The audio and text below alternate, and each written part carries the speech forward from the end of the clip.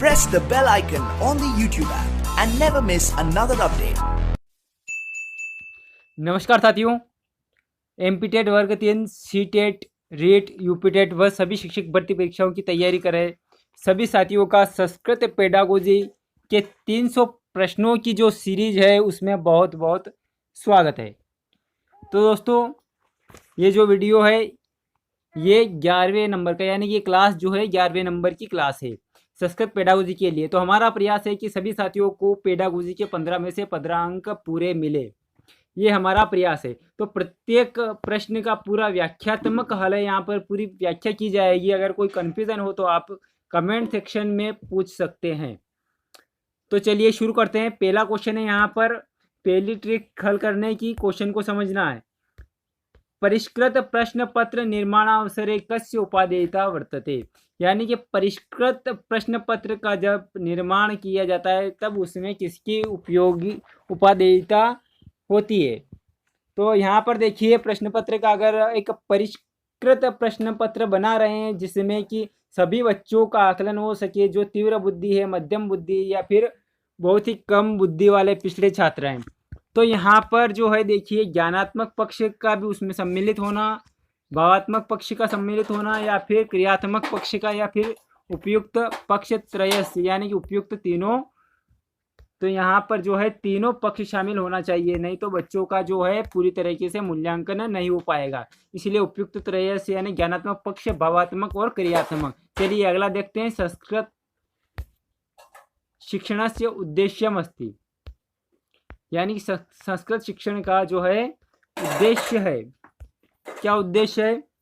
पहला है अवबोधनात्मक, ज्ञानात्मक और सृजनात्मक और उपयुक्तम सर्वम। तो यहाँ पर देखिए, संस्कृत शिक्षण का जो उद्देश्य होता है वो होता है अवबोधनात्मक, यानी कि किसी भी चीज़ का अवबोध हो सके, अवबोध करने के लिए ही संस्कृत शिक्षण का प्रमुख उद्देश्य होता है।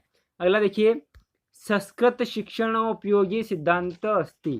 बिल्कुल, इसका आंसर आप भी कमेंट सेक्शन में दे सकते हैं, पर इसका पूरा एक्सप्लेन मैं यहाँ पर करूँगा क्योंकि आपके दिमाग में क्या चल रहा है इसका आंसर एक बार देख लीजिए आप। संस्कृत शिक्षण का उपयोगी सिद्धांत कौन सा है? संस्कृत शिक्षण का उपयोगी सिद्धांत कौन सा है? तो ऑप्शन पहला देख लीजिए, स्वाभाविकताया का सिद्धांत। आपने नाम सुना होगा स्वाभाविकताया का सिद्धांत, इसका एक्सप्लेन भी मैं करूंगा आगे। क्रियाशीलता का सिद्धांत, इसको सभी जानते हैं, और रुचि सिद्धांत, रुचि का सिद्धांत, इसको भी जानते हैं, और उपयुक्त सर्वा। तो यानी संस्कृत शिक्षण का सबसे उपयोगी सिद्धांत कौन सा है? इन चार में से आपको बताना है, सॉरी 3 में से। तो यहाँ पर आप इन दोनों को तो ऑलरेडी जानते हो, तो आप ज़्यादातर इन दोनों में ही कन्फ्यूजन होगी और इसको ज़्यादातर छोड़ ही दोगे, मुझे लग रहा है जहाँ तक। पर ऐसा कुछ भी नहीं है। यहाँ पर डेफिनेशन अपने को इसकी पता नहीं है ना। स्वाभाविकता का सिद्धांत क्या होता है? स्वाभाविकता है, नाम में ये अर्थ छुपा है। स्वाभाविकता यानी कि स्वाभाविक क्या है? स्वाभाविक, यानी कि संस्कृत स्वाभाविक तरीके से किसी भाषा को सीखना। जैसे कि छोटा बच्चा होता है, शिशुअवस्था में सबसे ज़्यादा भाषा का अर्जन करता है वो जिस परिवेश में पलेगा बढ़ेगा, यानी कि वो जिस भाषाभाषी लोगों के संपर्क में आएगा वही भाषा वो डायरेक्टली स्वाभाविक से ही सीख लिया जाएगा। जैसे कि कोई बच्चा है, मान लिया जाए कि वो पंजाबी बोलने वाले परिवेश में रखता है, तो उसको उस लैंग्वेज का व्याकरणात्मक ज्ञान देने की आवश्यकता नहीं होती है, उसको वो ऑलरेडी सीख लेता है। जैसे हमारे इधर मालवी बोली जाती है, तो उसकी कोई ग्रामर या फिर कोई ऐसा कुछ अलग से सिखाया नहीं जाता है, वो ऑलरेडी बच्चा जो है सीख लेता है। हिंदी भाषाभाषी तो ऑलरेडी सीख लेते हैं। तो उसी प्रकार संस्कृत शिक्षण का उपयोगी सिद्धांत जो है स्वाभाविकता का सिद्धांत, यहाँ पर बिल्कुल राइट होगा। अगला देखिए, क्योंकि इसमें बच्चे को जो है भाषा का ज्ञान स्वतः ही हो जाता है बिना प्रयास किए, इसलिए सबसे उपयोगी सिद्धांत है ये स्वाभाविकता का सिद्धांत। बिल्कुल 100% सही है, कोई डाउट नहीं, कोई कंफ्यूजन नहीं। तो दोस्तों, इस वीडियो का एक उद्देश्य यानी एक टारगेट रखा गया है कि 50 लाइक का। तो मैं देखता हूँ अगर ये मोटिवेट होने के लिए, क्योंकि मैं वीडियो रेगुलर इसलिए नहीं बनाता हूँ कि एक तो व्यूज़ नहीं आते हैं और ऊपर से लाइक भी नहीं आते हैं। और जो संस्कृत पेडागोजी के और बहुत सारे वीडियो बनाते हैं, मान लिए बहुत अच्छा भी बनाते हैं, परंतु वो क्या है कि क्वेश्चन बहुत कम समझाते हैं और यानी कि मेरी भाषा में बोलूँ तो बिल्कुल बेकार की बातें करते रहते हैं और आपका टाइम वेस्ट करते रहते हैं।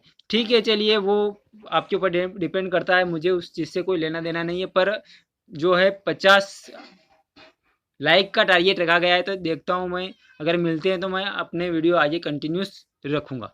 चलिए अगला है का नाम शिक्षा। तो यानी शिक्षा का नाम क्या है, तो यहाँ पर शिक्षा ज्ञानम अनुभवश्च, यानी कि शिक्षा जो है ज्ञान और अनुभव है।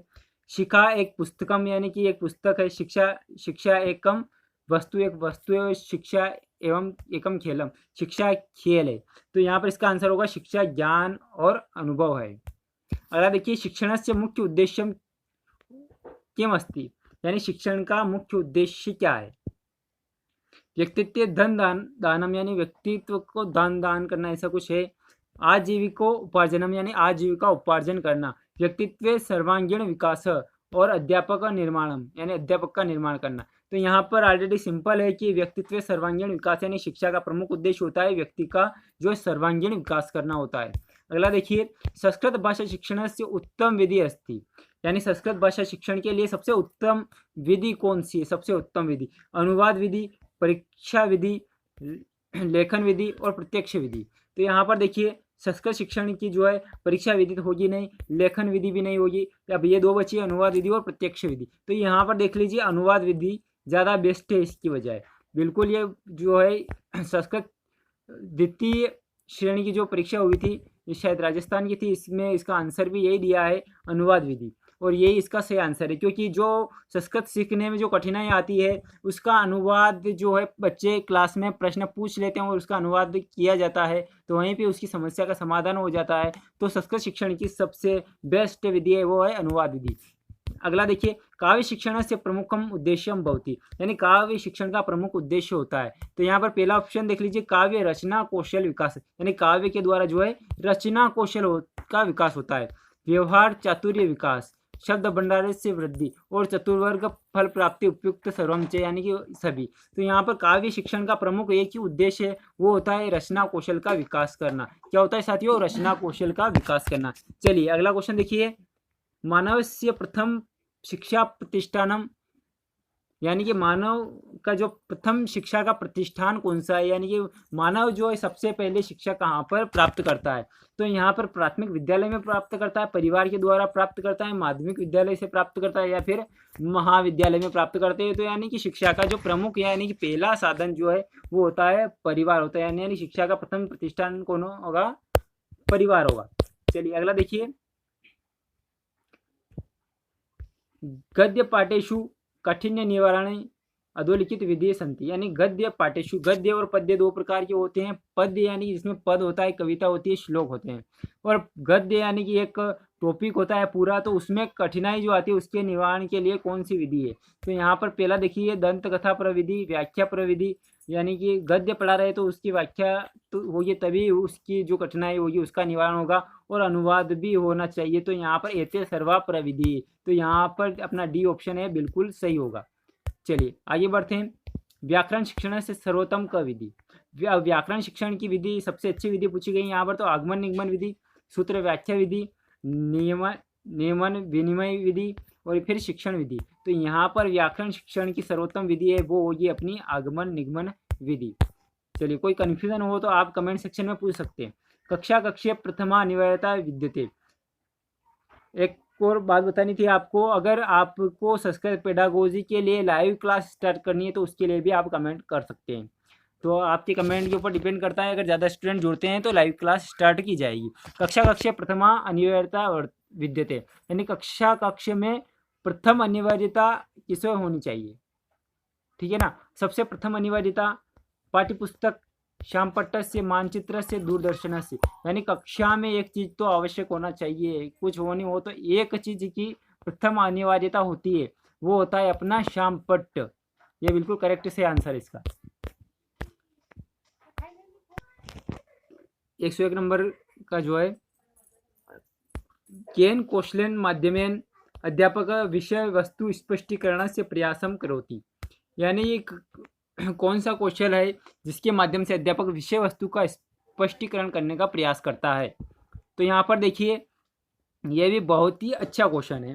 तो यहाँ पर पहला देखिए कि प्रवाह कौशल, यानी कि शिक्षक जो है अपनी गति से, प्रवाह से जो पाठ का जो स्वर वाचन करता है उसमें प्रवाह होगा, ये कौशल होगा। बच्चों का विषय वस्तु स्पष्टीकरण करने के लिए, या फिर भाषण कौशल होगा उसका, या फिर प्रश्नोत्तर कौशल होगा, या फिर श्रवण कौशल होगा। ठीक है, चारों ऑप्शन आपने देख लिए, पढ़ लिए, समझ लिए और आपके माइंड में आ गया डायरेक्टली कि भाषण कौशल। ठीक है ना, पर ये ऑलरेडी क्या है, नहीं है इसका। देखिए क्वेश्चन समझिए एक बार। केन कौशल माध्यम अध्यापक विषय वस्तु स्पष्टीकरण प्रयास करो, यानी कि कौन सा कौशल है जिसके माध्यम से अध्यापक जो है विषय वस्तु का स्पष्टीकरण करने के लिए प्रयास करेगा। तो यानी कि बच्चे को अगर शिक्षक कोई टॉपिक पढ़ा रहा है और उस विषय वस्तु को उसको स्पष्ट करना है, तो उसके अंदर जो है प्रश्नोत्तर कौशल होना चाहिए। यानी कि कौन सा प्रश्न, जैसे कोई टॉपिक है इसमें से क्या प्रश्न बन सकता है, जो पूछने पर बच्चे को कितना समझ में आया है, क्या नहीं आया, ये शिक्षक को ज्ञान होना चाहिए। बच्चा कैसे सीख रहा है, सीखने में कहाँ प्रॉब्लम हो रही है, तो ये सारी चीज़ें प्रश्नोत्तर कौशल के माध्यम से ही पता चलेगी, और ये कौशल शिक्षक में होना चाहिए। इसी के द्वारा ये जो है बच्चा, शिक्षक जो है, अध्यापक जो है विषय वस्तु को अच्छे से स्पष्ट कर सकता है। अगला देखिए, छात्राणां पूर्व ज्ञानेन सह नूतन ज्ञानम योजयति, यानी कि आपने DLED किया होगा, D.Ed किया होगा, B.Ed किया होगा, तो उसमें आपने पाठ योजना ज़रूर बनाई होगी। ठीक है ना, तो आपने D.Ed B.Ed D.LED जो भी किया है, तो उसमें जो बुक्स थी, उसमें एक बुक्स है PD पाठक की, मैं रिकमेंड करूँगा कि वो बुक्स पढ़े आप। बाल विकास के लिए बहुत ही अच्छी बुक है, PD पाठक लेखक है उसका, बहुत ही अच्छी बुक है। छात्राणां पूर्व ज्ञानेन स नूतन ज्ञानम योजयति, यानी कि छात्रों का पूर्व ज्ञान के साथ नए ज्ञान को जोड़ना, है ना। तो ये पाठ योजना में होता है, दर्शनम में होता है, लेखनम में होता है, या फिर श्रवणम में, तो यहाँ पर होगा पाठ योजना में ही ऐसा होता है, पूर्व ज्ञान से नए ज्ञान को जोड़ा जाता है। सभी ने पाठ योजना बनाई होगी, मैंने बनाई थी, है ना।